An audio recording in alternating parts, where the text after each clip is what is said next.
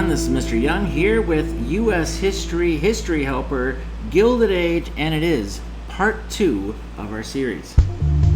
All right, so we're going to talk about some oligopolies and the problems that we're going to have with those. And some companies set out to gain a monopoly or complete control of a product or service. So monopolies, oligopolies, they're all going to have basically the same advantage. They're going to control the pricing. They don't have a ton of competition. And if you have an oligopoly, you can actually, talk with your competitors and basically say, let's just keep it this price. We don't have to lower the price down if we don't want to. Some industrialists prospered by taking steps to limit competition with other firms, okay? So I have my oligopoly. Let's form a cartel, a loose association of businesses that make the same product, and then we can jack up the prices to whatever we want to. And then this way, when you say, well, I'll just go to your competitor. Well, my competitor has made an agreement. Yeah, they're going to show the same pricing basically on their stuff. And that's not necessarily the greatest thing for the consumer. And so we have the trusts, right? So we have these companies that are going to be in cahoots with each other, and it's going to be very, very non-competitive in America, and that's never a good thing. So that's why the government eventually is going to be like maybe less hands-off, maybe less laissez-faire, and we'll pass this thing called the Sherman Antitrust Act of 1890. It's a law outlawing a combination of companies that restrained interstate trade or commerce, important to prevent monopolies. But guess what? It was weak. It did nothing to stop the monopolies that already existed, and often would be used against the employees. It would be used against the unions, because we're going to talk about unions this section here. Companies that did not have safe working conditions and worked their employees 12, 13, 14 hours a day, right? They're going to have some people that want to unionize. They want to, have some collective bargaining going on to complain and say, we would like things changed. Well, no, said the boss. So that's why you get these unions to start organizing, and they're probably going to start a strike, and difficulties are going to happen. Well, sometimes they would use the Sherman Antitrust Act against those unions from being able to be formed. Eventually, that's going to be replaced with the Clayton Antitrust Act, but we'll talk about that when we get to the Progressive Age. So we have the work environment here, and we're going to see that there is the division of labor. Some owners viewed workers as part of the machinery. You're a cog in the wheel, and once you wear out, they just replace you with a fresh guy that's just come in off the boat from Ireland, because during this time period, Ireland's having a potato blight, and because they cannot grow potatoes, which is one of their main staples of food, they're starving. So they're coming over here to America because they're desperate. And once they get off the boat, they get a job through the political machine, and they're taking over the job that you no longer work at, because they'll take half the pay, and it was already low pay. So unlike smaller and older businesses, most owners never interacted with workers.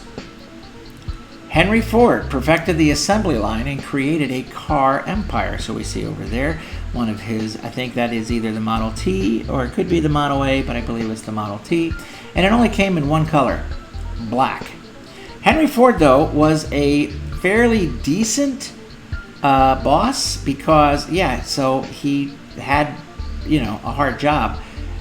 His people had hard jobs, but they learned their trade. They learned their one section of the assembly line, and they got paid fairly decently. One source that I read said he paid workers up to $5 a day, and that's pretty good back in those days. All right, so we had poor working conditions in the late 1800s. Most factory workers worked 12 hours a day, 6 days a week. Steel mills often demanded 7 days a week because if the mill's not working and pumping out steel, we're losing money. Plus, the heat that needs to be generated, you just might as well just keep that going every day. There's no vacations, there's no sick leave, there's no unemployment compensation, no workers' compensation if you get injured on the job. Children as young as 5 often worked as much as 12 hours a day, sometimes 14 hours a day, for like 27 cents a day. That's nonsense. So we see all these pictures over here on the right. There was a man that went around with his camera and he took pictures he just went all over the nation taking pictures of child laborers and put together this expose on child laborers. And eventually the government will step in and start to pass these labor laws. And of course, the very first ones were all about restricting child labors. The rise of labor unions. The purpose of the labor union was strength in numbers, attempted to gain better working condition, better pay. One of our first ones that we ever have is the Knights of Labor. It was the first union to accept all workers of all races, all genders, pushed for an 8-hour workday, equal pay for women, accepted skilled and even unskilled workers. It was not a massive hit. It sounds like it should have been, right? But it was not the biggest. This was the AFL, the American Federation of Labor, accepted only skilled white males, won higher wages and shorter work weeks for its members. The head of the AFL was a man named Samuel Gompers. All right, and we can see a little picture of him right there off to the right. Now this one is still in existence today. Your state might not be big on unions, but I know up north, where I grew up, the union was big. The union was huge. I could imagine as a boss, you're probably very worried about your workers going on strike.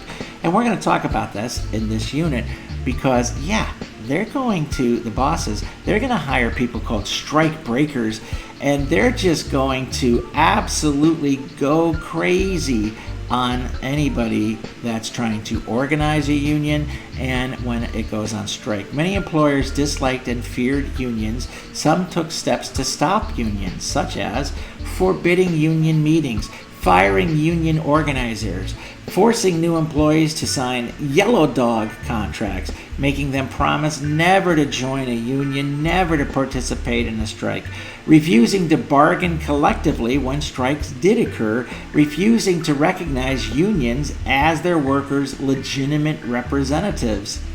Hey, you may have said you joined this union, but if I don't recognize this as a real union, it's meaningless to me. All right. That's what the bosses said. Strikes, bad times for unions. So we're going to have workers basically trying to shut down their place of business. And so they're not getting paid. That's why the union steps in to try to compensate them during this time of striking, right? It's rough times for both, but there's collective bargaining going on, trying to say, we'll give in this if you give in that, right? Trying to reduce work hours, trying to get some safety going on there. And so we have the Great Railroad Strike of 1877. Railroad workers strike to protest the wage cut. Violence erupts in many cities for a week, and Rutherford B. Hayes sends in federal troops to put down the strike. Now, if you're on strike and somebody crosses the picket lines, right, to work your job, they are called a scab, right? And that sounds absolutely disgusting, right? And that's how people that were in the union viewed the scabs because, hey, what are you doing? You should be solidarity and all that. For instance, what's going on right now in Hollywood, we have a writer's strike going on. And there are some people wanting to get back to work, and they're all very angry if you actually get back to work and break those strikes. Hey, I'm not a Hollywood person, so I don't know much about anything. So you can understand their position, right? You can understand, hey, if you break the picket line, if you break solidarity, you're diminishing the power of this union. And of course, the bosses want that, so they're threatening all the people. Not nowadays, but back then in the Gilded Age, they're bringing in the strike breakers, and the strike breakers are basically hired thugs like Pinkerton. We talked about the Pinkerton agency in the Western Unit. Yeah, they can hire the Pinkertons to come in, and the Pinkertons will just slug you in the face, right? And break up that strike by knocking you out. So we got the scab workers, we got courts and federal government often siding, of course, with the business, not the employees, but the employer, right? So we're going to have some setbacks during this time for labor unions. Homestead strike of 1892. We got Andrew Carnegie's steel plant in Pennsylvania going on strike. Henry Frick was anti-union leader of the plant, and he called in the Pinkertons. They were strike breakers. People got hurt, lots of injuries, blood, etc., etc. The Pullman strike of 1894. Railroad industry strike in which 120,000 striking railroad workers were stopped by the intervention of the federal government. Eugene Debs is the guy that pulled off the strike. He's the union leader. He's the one that gets blamed. Laws are enacted to limit the strength of unions. So this is the way the Gilded Age works, right? It's all about big business, and the government, when it does steps in, they're for the big business. So we can see this political cartoon right here. We get Pullman, and he's squeezing his employees with low wages and high rent because often a lot of these captains of these industries, they had housing, and they lived in the housing that was owned by the company. So you owed the company. You had to pay the company for your uniform. You had to pay the company for rent. You had to pay the company sometimes for tools. And what they did is, Pullmans, they raised the rent but cut their wages. So that's why they went on strike. So we have this cartoon showing how the Pullmans are squeezing every last dime out of the people, right? But just crazy that Eugene Debs is the one that gets blamed because, after all, what's going on? They're shutting down shipping. They're shutting down the economy if they're not working. They're shutting down. Well, the Pullman actually it's not all about shipping. It's the cars that the railroads use. Anyway, let's move on. Riots harm the strength of the union. Haymarket riot in Chicago. Workers are protesting, and they're holding demonstrations in the Haymarket Square of Chicago. Speakers are socialists and anarchists. This is a big time during this time period for socialism and anarchy, right? Anarchy where they just don't believe anybody should be in charge. Hopefully everybody will do the right thing and whatever. Anarchists, I don't think they see the big picture of the whole thing, right? Police arrive, and a bomb is thrown at police, killing some and causing a riot. Now, who threw the bomb? We don't know. But somebody threw it. They threw a thing of TNT at the police, and it blew up. And people pulled out guns and started shooting. Cops were shot, right? Police officers were shot. Regular people, were shot. And there was even a baby that died during this time period. Public blamed the labor unions. If it wasn't for the labor unions, we wouldn't have had that problem. And views them as radical, violent, mostly foreigners. I mean, what's going on with these unions? So joining a union would be seen as the un-American thing to do. If you join a union, what's wrong with you? That was the attitude during the Gilded Age. Now, we're going to see in Progressive Age that changes. In fact, by the 1930s, we have the president, FDR, that is going to say, the first thing I would do if I worked in a factory is join the union, right? So, attitudes will change towards unions, but at first, not so much. So we have also a lot of bigotry going on. Nativism. It's a word. It's new immigrants between 1870s and 1920s. We got 20 million Europeans coming in, but it's not the British. It's not the it's not the Scottish, it's others, right? From Southern Europe, like Italy, and Eastern Europe. So we got Jews and we got Catholics, and oh no, not that, says the rest of America, because it's different, right? The Irish, for instance, I mentioned that in our last unit, they're Catholic.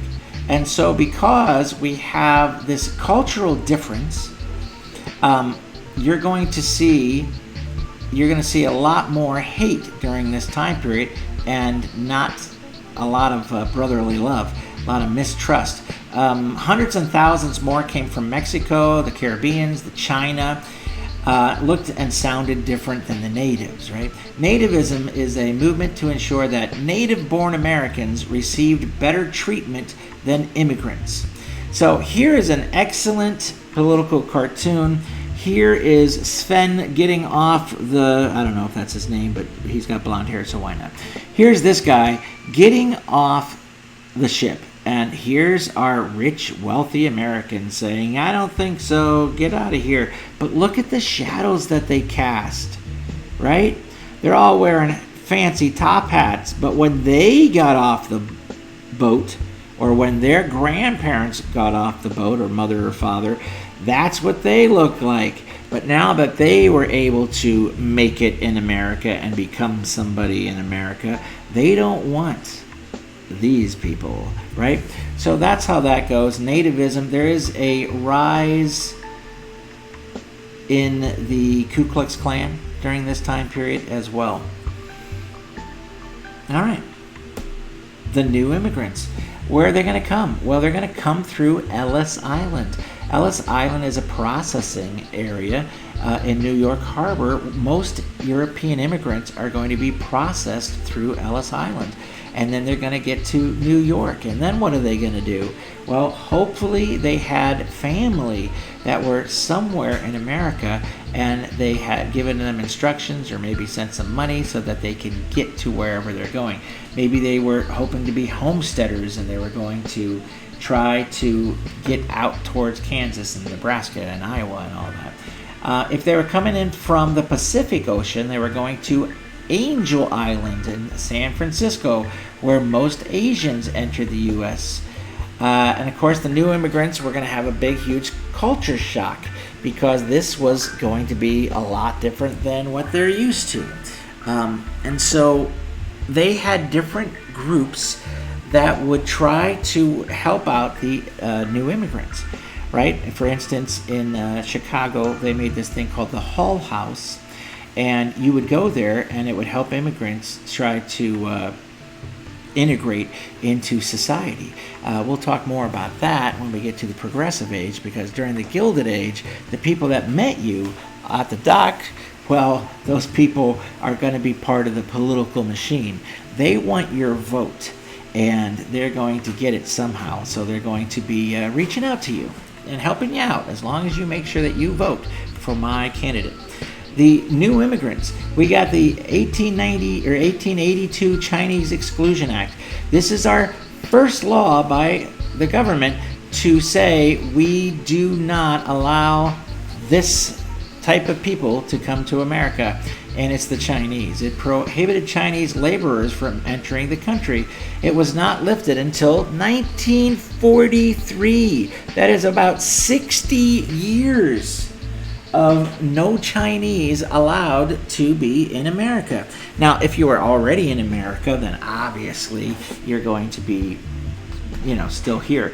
When we talked about our Western unit, we talked about how we had a lot of Chinese that were helping lay the railroad tracks. But by 1882, that was done. It's now time to start limiting how many people can get to America. And the first group to be excluded was the Chinese. Gentleman's agreement with Japan in 1907. Basically, the U.S. said to Japan, don't send your people over, and we won't have to send them back. That was the gentleman's agreement. Don't send your people, we won't send them back. Deal? Deal. All right, so moving on. Political cartoon depicting how Chinese immigrants lived, and regular Americans worked and lived. So, what do we got on the right-hand side? Here he comes. He's home. A little sign up there that says, God bless our home. And we got mom and the kids and a little kitty. And there's their stove right there. And now the Chinese. Oh my goodness, look how crowded that is. Look at what they're eating. Rats. That's rough. Moving on. Problems of rapid urbanization. Urbanization, we got the growth of the cities. We got 3 reasons why the cities grew so large. New immigrants arriving in those cities looking for jobs. As farm machines are replaced, as farm machines, they were replacing farmers. And so what are the farmers going to do? They're moving to the cities. And of course, we have African Americans leaving the South after the Civil War. They're coming to the North for better opportunities, less racism, hopefully, and looking for work. So we have explosive growth in the cities. New York, Chicago, Boston, etc. are really going to start to massively grow during this time period. And we can see a picture here taken at the turn of the century, what it would look like there in the streets. All right, here are the problems going on in the cities. There is a housing shortage. Tenement housing basically is crowded apartments building with poor standards of sanitation. Some had no running water, so imagine. There was not so much comfort. Transportation struggled to keep up with the growth. Now that we have cars and the streets were meant for horses, this is going to be a little bit difficult. Clean water was difficult to produce and to transport. Waste and garbage. Oh my gosh, a lot of people just threw their garbage out the window. They're going to have a cholera epidemic because of the filth, right? I'm surprised the plague didn't come back. So that's a problem. And fires, very common. Now, you've heard of Great Fire of Chicago, the Great Chicago Fire of 1871. They blamed it on a cow, right? But really, everything was made of wood, and it was close together, and there was not a whole bunch of fire hydrants, obviously, quick, easy access to water, so it was difficult for the fire department to be able to put out anything. And of course, we had the San Francisco earthquake that happened in 1906 that basically took San Francisco down. And of course, there is a huge amount of crime now going on because people are crowded and angry and desperate. So you can see some of those pictures there of what it's all about. Now for the political machine. We said that the immigrant would come off the boat and then they would be met by the political machine. Political machines are organized groups of people that control the activities of a political party. By giving voters services they need, the machine won their vote and controlled the city government. So as long as they can continue getting voters, and there's fresh voters coming off the boat every day. So the city boss was that head of that political machine. They controlled jobs in police, fire, sanitation departments, agencies that granted licenses for business, monies to fund large construction projects. Look at that person right there on the right-hand side. All politics center around the boss. And then there's Boss Tweed himself, pictured with the big head of money. Boss Tweed is going to be the boss of New York, right? He is in charge of a group called Tammany Hall, and Tammany Hall is going to be running New York for a couple decades. We got political machines. Political machines control the activity of political parties in the West. Ward bosses, precinct captains, and of course the city boss work to ensure that their candidates were elected and make sure that the city government worked to their advantage, right? And often, like here with this guy, the ballot, they're counting. In counting, there is strength because, there was some voter fraud going on back then. You thought that voter fraud in America was just talked about the last few years? It's been talked about all the time, right? So political machines loved immigrants. Why? Because immigrants never voted. And so they try to sway their votes by bribing them, intimidating them, saying, here's a favor, you give me a favor, vote for this guy. Political machines used power to rig elections, become wealthy from kickbacks with illegal payments, control police force to stay out of trouble, right? If you control the police force, then if you did some illegal thing, well, the police are not going to get on your backs, right? If you made sure that your guys got into office, then those guys in office would make sure that you stayed the city boss, right? You get the idea there. So let me give you an example. For instance, Tammany Hall, what they would do is they would take an immigrant, they would get him their citizenship papers, and you're thinking, oh, well, that's super very nice of you. Yeah, because they need you to be able to vote, so that's why they're doing it. And then they would take you, they would go and get you to vote, then they would take you and get you a haircut and shave off your beard, but keep the mustache, and then they would vote again, and then they would shave off your mustache and maybe even trim up your hair a little bit more, put on a different pair of clothes on you, and get you to vote a third time, all in the course of the same day, and you voted for the same candidate. Yeah, so there's definitely some fraud going on there. But hey, whatever it takes to make sure that your candidate wins. All right, so Boss Tweed, and there was, of course, Thomas Nast, William Boss Tweed, city boss of Tammany Hall. Now, that's the Democratic political machine that was in New York. And Thomas Nast was a political cartoonist who was critical of the machine, and of course that's the guy that made Boss Tweed with the big bag of money for a head, right? There's another great cartoon I saw with a thumb, just giant thumb coming out of the clouds, squishing New York City. And the thumb's name, Boss Tweed.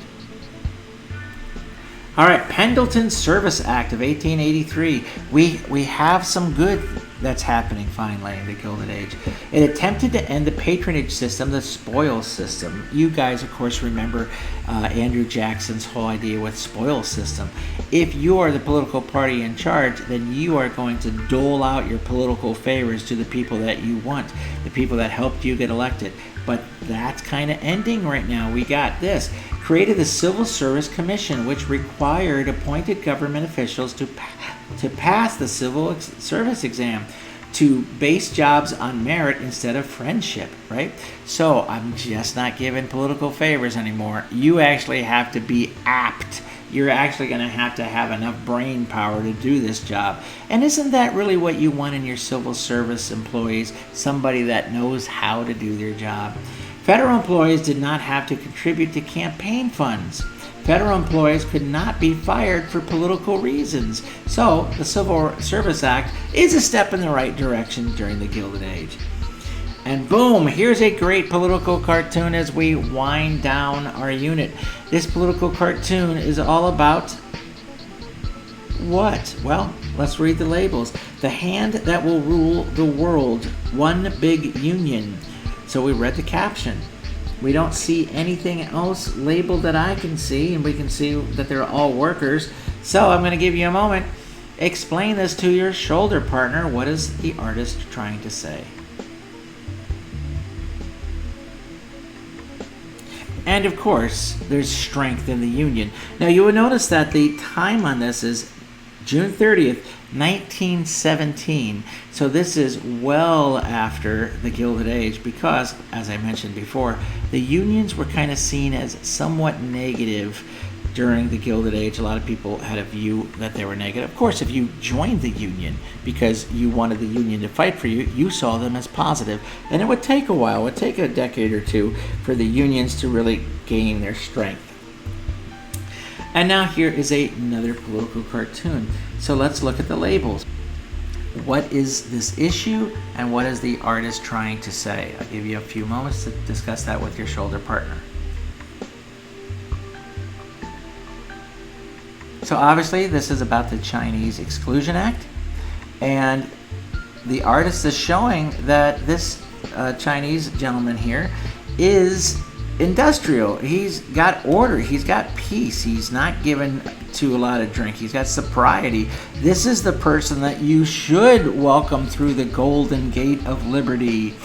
And then it says here, notice, communists nihilists, which are not good, socialists, Fenians, and hoodlums. Of course, you don't want a hoodlum in your town, right? Well, they're welcome, but not this guy, right?